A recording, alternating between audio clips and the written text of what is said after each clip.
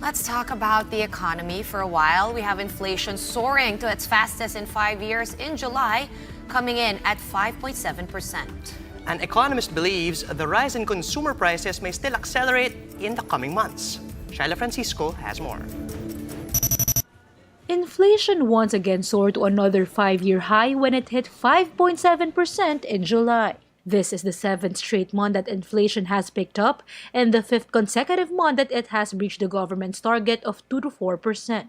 The Development Budget Coordination Committee has already revised its full-year inflation outlook. The DBCC is expecting 2018 inflation to average between 4 to 4.5%. NEDA estimates that for an average household spending 10,000 pesos per month, a 5.7% inflation rate translates to an additional expense of 570 pesos, an amount which could have been used to buy more items. With this amount, a family can buy 21 kilos of NFA rice and 3.5 kilos of chicken. Consumers are feeling the pinch of the surge in the prices of commodities. Binibawasan ng pagbili, tinitipid. Kung 1 kilo kalahati na.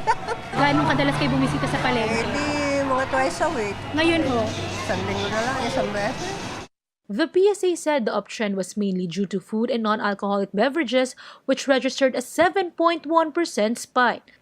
The National Economic and Development Authority expected July inflation to have gone up due to price hikes in alcohol, tobacco, fish, and fuel products. Weather also played a role in the fresh 5-year surge of commodity prices, with rains affecting the delivery of rice in markets. Ito yung panahon na yung mga tag-ulan. So talaga namang nagkakaroon tayo ng increases at around this time.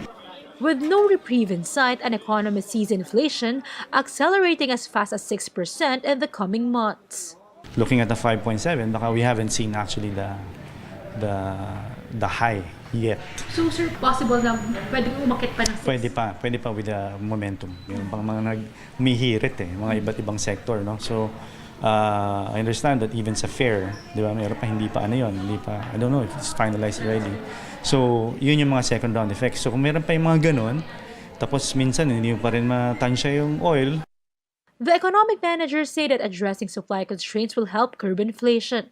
They also reiterated the need to pass the Rice Tarification Act to bring down the price of commercial rice. The BSP expects inflation to settle at around 3% next year. It assures stakeholders that it's ready to act strongly to prevent the rise of commodity prices from going wayward.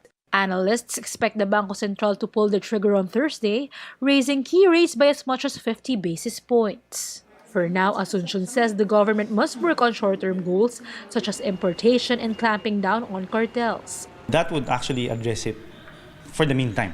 No? So people would rather go to buy yung mas cheaper. Dapat address yung supply side, no? So and then kailangan talaga hindi ka padalos-dalos din kasi dahil inefficient yung merkado natin masyado.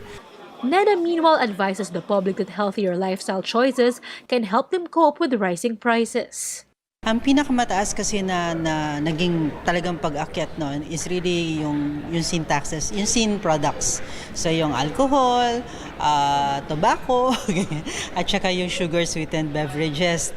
So itong mga to. Actually, ito rin talaga yung gusto natin na mabawasan yung, kumbaga tataas yung presyo para mabawasan yung konsumo nila. Kasi may epekto to sa health, di ba? So lalo na kung doon sa mga yung mga mahihirap na mga mamamayan natin, tapos na-encourage pa silang magkonsumo nitong sin products nito, edi mas talo nakakasama sa kanila. So ito again, like I said, yung power of choice, no, pwede mong hindi consume to kasi talagang hindi to needs. Every consumer, meron kang power of choice eh. So kung halimbawa makikita mo na mataas yung itong klaseng bilihin nito, kung pwede ka naman mag-substitute away from that, diba? So yun ang bibilihin mo, hindi yung mas mataas na bilihin. Shaila Francisco, VR1 News.